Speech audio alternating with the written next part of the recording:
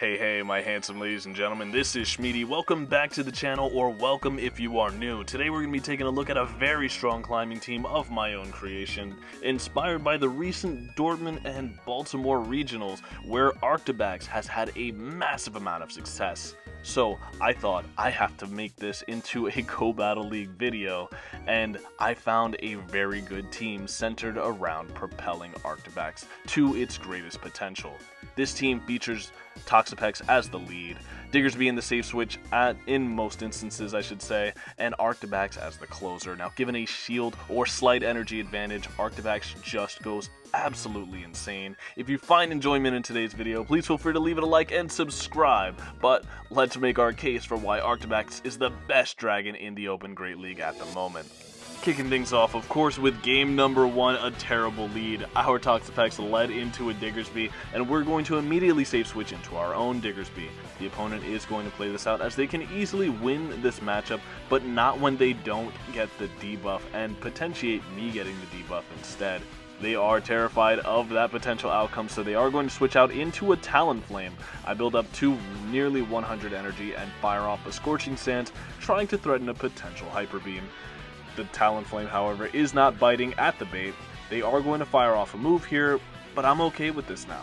This is going to be the Flame Charge. We live it and make another Fire Punch. Fire Punch here is not quite enough to KO the Talonflame, but they're going to commit a shield, maybe thinking that it was another Scorching Sands. And we get a shield out of a matchup we should never get a shield with, as a Fire Punch Scorching Sands Diggersby. In comes the ARCTIBAX, farming down the Talonflame before they're able to make another move. Absolutely massive, and oh no, this is why ARCTIBAX is so strong.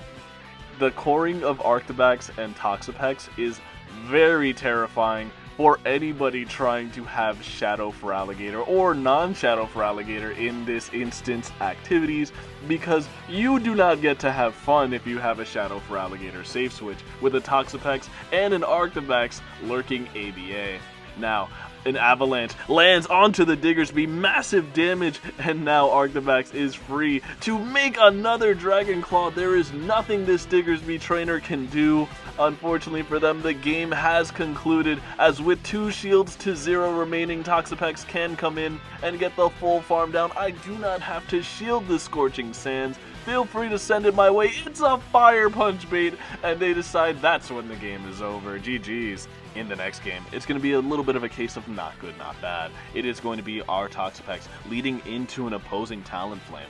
But now, you may think this is a pretty good matchup, but actually, Talonflame's able to make 2 Brave Birds before we're able to make 2 Brines. So I am going to shield up a Brave Bird because I feel like they're just going to Brave Bird and switch, and in comes a Dunsparce. Now Dunsparce is another reason why I really like this team. If they lose lead to ARCTIBAX, similarly to how this trainer played out that Talonflame lead, ARCTIBAX just switches into the Diggersby, and this Dunsparce safe switch, generally a very potent Pokemon on the safe switch, is completely invalidated as it's hard countered by the Diggersby, resisting the rollouts. And these drill runs, the coverage is very nice, but it does not hit very hard coming from a Dunsparce onto a Diggersby. Drill run, as you can see, we've just tanked 3 drill runs, and now we're getting them into a range where Fire Punch may very well KO.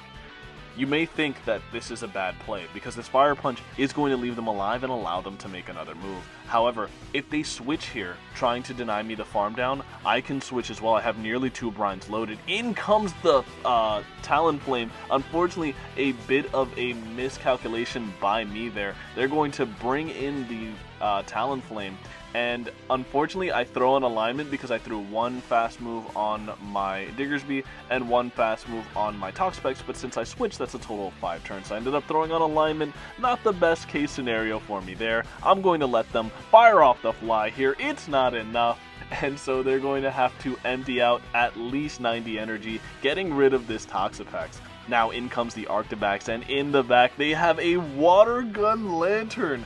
This trainer, evidently coming straight out of Season 19, may not have read the patch notes, but Lantern is no longer the threat that it used to be. Because, remember, boys and girls, Lantern is walled by what? A singular dragon or grass type. Lantern gets farmed down after getting hit with the Scorching Sands, and now they're going to bring back in the Talonflame. But I have a shield here, and they don't have a move, so I'm going to be able to fire off this Dragon Claw onto the Talonflame. Talonflame gonna get taken out there, and back in comes the... Oh no, the full undercharge onto the Dunsparce. GG's. Alright, into the next game. Our ARCTIBAX leads into an opposing Goodra. Very interesting lead. They are going to switch out, as Goodra is pretty oppressive generally with Dragon Breath and its very nice water and electric coverage. However, ARCTIBAX is just so bulky, it shakes off those Thunder Punches even though they're super effective. Speaking of shaking off super effective damage, look at that Drill Run from the Dugong. Absolutely pathetic damage. Everyone point at the Dugong and laugh, but now you may have to point at me and laugh. And the reason being is because they're going to be able to land this Icy Wind onto my ARCTIBAX, and I don't have a very good response to the Dugong safe switch. So that is one common theme you will see. If you do try to run this team, I do have to forewarn you are very soft to a Dugong safe switch. And this opponent seems to have recognized that, as they're going to use the 50-second switch timer to switch out back into the Goodra. But Goodra takes a massive amount of damage by letting that Dragon Claw go through. Even though we were debuffed, I was spamming my Diggersby button, really hoping to catch this Thunder Punch, and I know it's going to be a Thunder Punch, so I am going to shield it up. Now, building up more energy on my ARCTIBAX here, I'm going to let this move through. If it is a Thunder Punch, fair play, but it's an Aqua Tail. Oh no, they get farmed down, and now Dugong has something to worry about. It's going to be a Venusaur in the back. Now, Venusaur, pretty challenging for, of course, our Diggersby to see, but we have a shield here, and they do not. So, we're going to be able to most likely tank a Frenzy Plant here. And now, back in comes the Dugong, but no!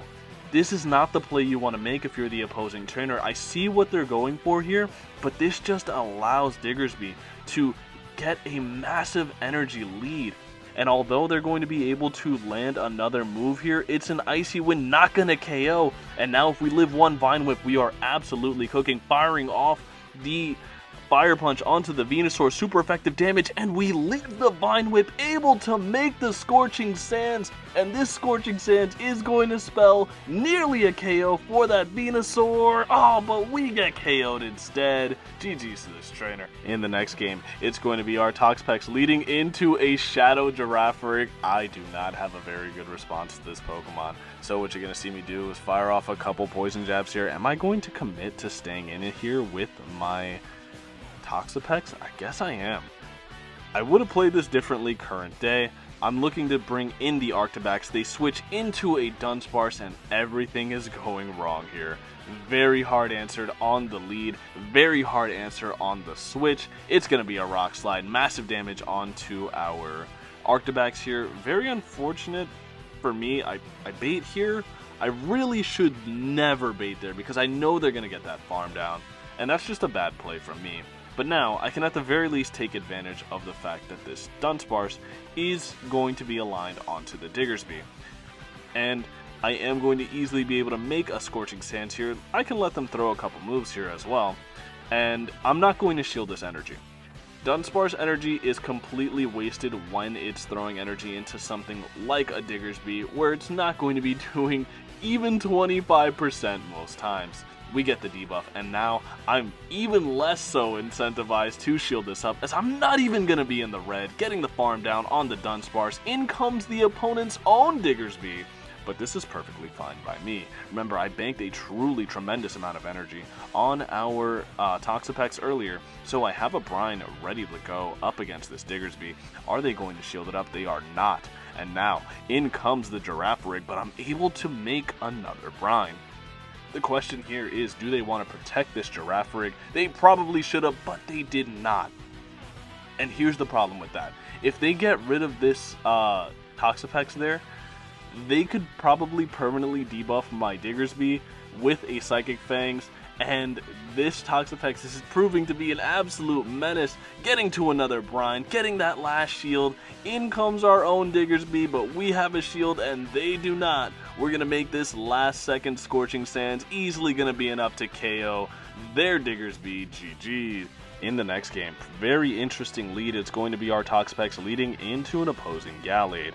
Now Gallade does have access to Leaf Blade and Close Combat, and Leaf Blade is neutral, and generally Toxapex is very good at shielding up or eating up these neutral hits, but this is a Gallade. That still does a lot of damage for it only being neutral.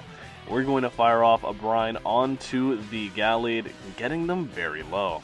Now, they're going to be able to fire off another Leaf Blade here, but I'm okay with no shielding this. One further Poison Jab will be all I need to KO this Gallade, and they allow that farm down to happen.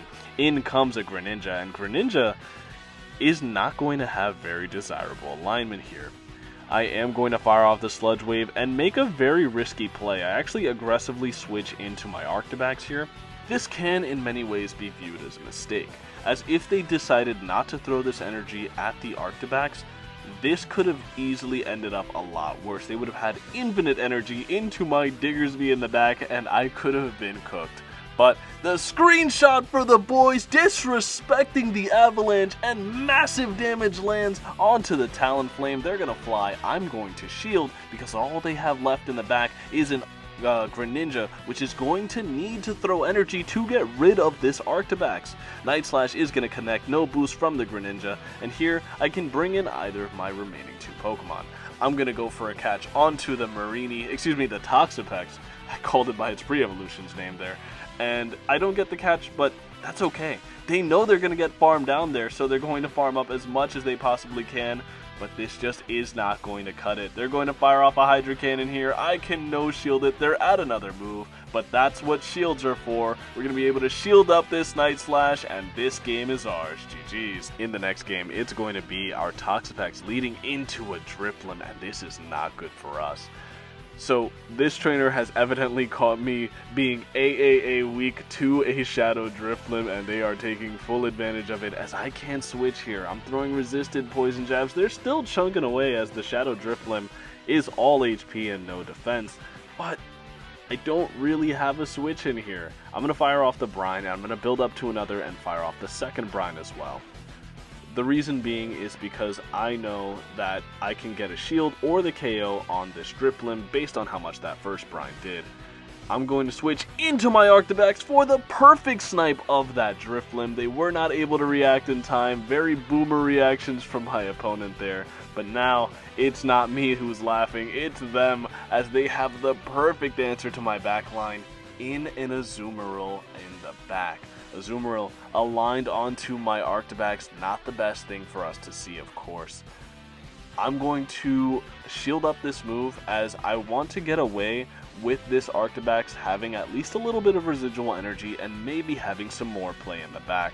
So I'm going to fire off Avalanche number 2. We're now able to bring in the Toxapex, get a little bit of chip with the Poison Jab damage there. Back in comes the Diggersby now, and Diggersby will have to soak in Ice Beam here, but I think we might even be able to commit to the farm down. I'm going to build up. That would have been a very ambitious farm down. I throw on a Lyman as in comes a Ferrothorn, and I was just so excited to land this Fire Punch onto them. Now they're going to be able to fire off another move here. This is going to be the Power Whip, which would very likely come close to at least KOing my Diggersby, so I'm going to overfarm and fire off another Fire Punch here. They're one off of another Power Whip, so I can throw one Quick Attack, and I get their last shield there. That is terrible stuff for them.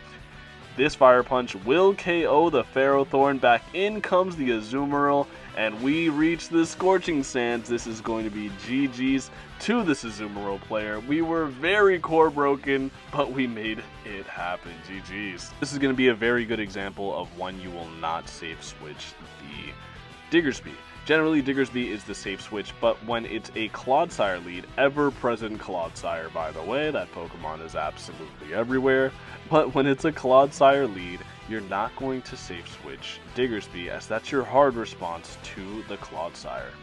You're going to instead bring in the ARCTIBAX. They're going to be out of move here. It's a Body Slam bait, and I'm going to be able to reach this Avalanche, however, and I can get both shields or switch advantage from this Gastrodon. So, although they brought this into my Dragon Boy here, not the best situation for them to be a part of. Now I can even shield this up, and although it's going to be a slam, I should be able to make this Dragon Claw. It's a CMP tie, and they give up both shields and switch advantage. ARCTIBAX absolutely coming in clutch, being able to flip switch there. Now, this Clodsire is going to come in and get a very healthy farm down up against our ARCTIBAX, but this is fine. We have Diggersby to just completely nullify whatever energy it is they want to throw here. It's going to be the Earthquake. In comes the Mandibuzz, only to be met with the Toxapex. And they're going to fire off a move here, but this is kind of funny. They just realize, you know what, I'm not winning this game. They top left, GG's.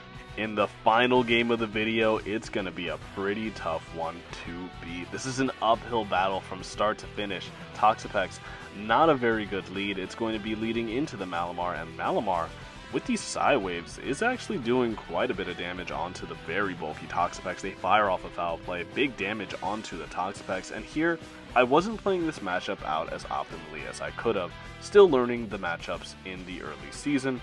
I threw a Sludge Wave as opposed to going Double Brine there. You want to make sure that you're going for Double Brine if you're a Toxapex leading into a Malamar or just going up against a Malamar in general. They fire off a Superpower after I bring in my Diggersby, but the first one debuffs their attack and their defense at that. So I'm going to no-shield the second. In comes a Feraligatr, and you're probably thinking, oh dude, you are cooked. And I may very well be thinking the same thing, but bear in mind, I have a shield advantage on my ARCTIBAX, and that's pretty much all I need to make this game a potential win. I'm going to bank up a bunch of energy here. This, I believe, can only be a Hydra Cannon. You are still going to see me shield it up, but I have my Toxapex available for a catch if I really want to. But to deny the Feraligator's energy, you're going to see me fire off this Dragon Claw, KOing the Feraligatr, and now ARCTIBAX is about to show why it is the best dragon in the meta. We're going to be able to fire off a move onto the Clodsire, and this is not an Icy Wind, it's an Avalanche. Massive damage onto the Clodsire. We bring in our Toxapex here, and they're going to bring in their Malamar in retaliation.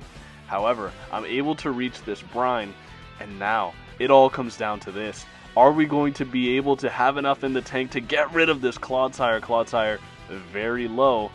They may even be in Dragon Claw range. They Sludge Bomb. Oh no, a critical misplay by the opposing trainer. A Sludge Bomb is not enough to KO, and Brine will be GG's. If you made it to this point in the video, thank you so much for watching. It really means a lot to me, and I just have to say it. I'm gonna get the cat out of the bag. I am generally, if you don't know much about me, not the content creator to recommend their own team. However, this team is so good, so synergistic, and so potent that I can't help but give it a recommendation. Now bear in mind, you are soft to a Dugong safe switch and an Azumarill in the backline. However, I fully, despite those weaknesses, believe in this team for its ability to shut down Dunsparce and Shadow Feraligatr safe switches in and of itself. Team, of course, has its weaknesses, as do all teams, but bear in mind, if it does put it in perspective for you, I started running this team at about 2250-ish ELO, and at the end of my sets today on September 30th, when I'm recording this outro, I finished at about 2570 ELO. So actually in striking range of getting expert rank, and I got veteran rank, which gave me this Coolio mask, which I'm able to put on and, you know, hide my avatar's shame because Niantic ruined avatars about 6 months ago and never made an attempt at fixing them. Anyway, if you found enjoyment in today's video, thank you once again so much for watching. This has been Shmeaty. I hope to see you guys again next time, and have a good rest of your day. Bye.